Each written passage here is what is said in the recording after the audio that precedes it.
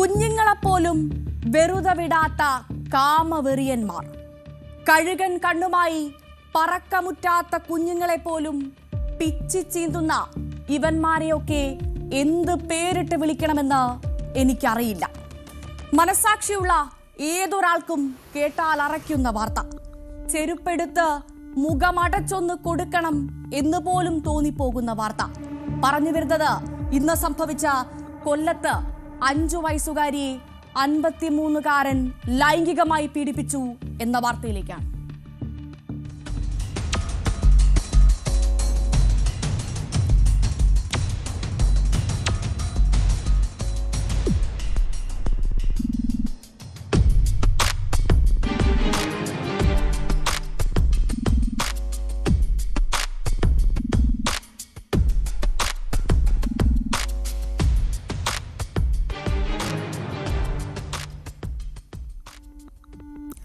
ഈ സംഭവം നടന്നത് മറ്റെവിടെയുമല്ല, കൊല്ലം കുണ്ടറയിലാണ്. പോക്സോ കേസിൽ അറസ്റ്റിലായത് 53കാരനായ പെരുമ്പുഴ ചിറക്കരോട്ട് വീട്ടിൽ പുഷ്പാങ്കദനാണ്. കുട്ടിയുടെ വീടുമായി ഈ പ്രതിക്ക് വളരെ നല്ല അടുപ്പമാണുള്ളത്. വീട്ടിലെ പതിവ് സന്ദർശകനാണിയാൾ, അയൽവാസിയാണിയാൾ. വീട്ടുകാർക്ക് വളരെയധികം വിശ്വാസമുള്ളയാൾ. ആ വിശ്വാസം പക്ഷേ ആ കാമവെറിയൻ മുതലെടുക്കുകയായിരുന്നു. വീട്ടിൽ ആളില്ലാതിരുന്ന സമയം നോക്കി കുട്ടിയെ പീഡനത്തിനിരയാക്കി.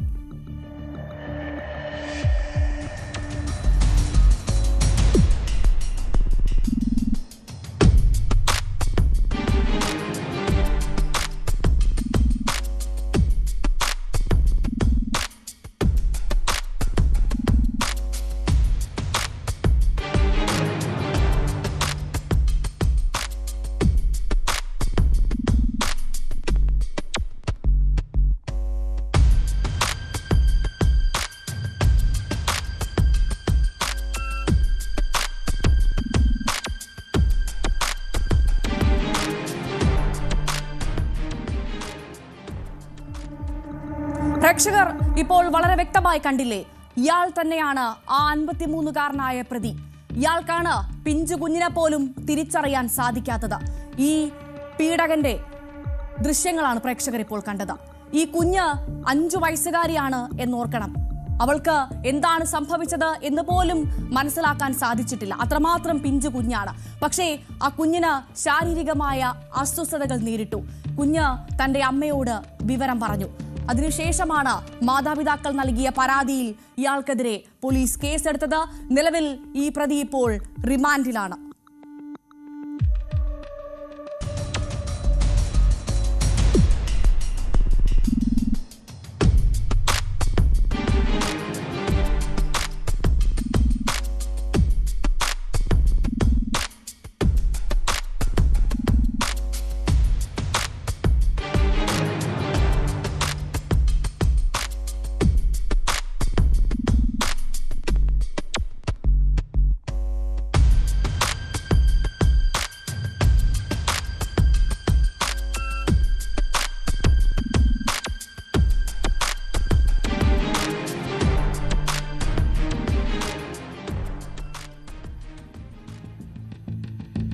മാതാപിതാക്കൾക്കൊപ്പമിരുത്തി ആ 5 വയസ്സുകാരിയോടും ചോദിച്ചുകൊണ്ടായിരുന്നു, ആ 5 വയസ്സുകാരുടെ മൊഴി കൂടി എടുത്തതിന് ശേഷമായിരുന്നു ഇയാളെ പോലീസ് അങ്ങ് പൂട്ടിയത്. ഈ പുതിയ കാലത്ത് കുഞ്ഞുങ്ങൾക്ക് ഗുഡ് ടച്ചും ബാഡ് ടച്ചും പറഞ്ഞു കൊടുക്കുന്നവരാണ് നമ്മളെല്ലാ മാതാപിതാക്കളും. അത്തരത്തിൽ കുഞ്ഞുങ്ങൾക്ക് ഗുഡ് ടച്ചും ബാഡ് ടച്ചും പറഞ്ഞു കൊടുക്കുന്നതിനോടൊപ്പം ഇത്തരത്തിലുള്ള കാമ കണ്ണുള്ളവരുടെ മുന്നിൽ നിന്ന് നമ്മുടെ കുഞ്ഞുങ്ങളെ സംരക്ഷിക്കേണ്ടത്, അവരെ മാറ്റി നിർത്തേണ്ടത്, അവരെ ചേർത്ത് പിടിക്കേണ്ടത് മാതാപിതാക്കൾ തന്നെയാണ്. ആരെയും വിശ്വസിക്കാനാവാത്ത കാലമെന്ന് എടുത്തു പറയേണ്ട സാഹചര്യം തന്നെയാണ്. ഈ വാർത്ത കേട്ടപ്പോൾ തോന്നിയത് 22 ഫീമെയിൽ കോട്ടയം എന്ന സിനിമ നമ്മൾക്ക് എല്ലാവർക്കും ഓർമ്മയുണ്ടാകും. അതിൽ ഫഹദ് ഫാസിലിന് സംഭവിച്ചത് തന്നെയാണ് ഇയാൾക്കും സംഭവിക്കേണ്ടതെന്ന് പലർക്കും ഇപ്പോൾ തോന്നുന്നുണ്ടാകുമല്ലേ. അങ്ങനെ തോന്നിയാലും ആരെയും കുറ്റം പറയാൻ സാധിക്കില്ല.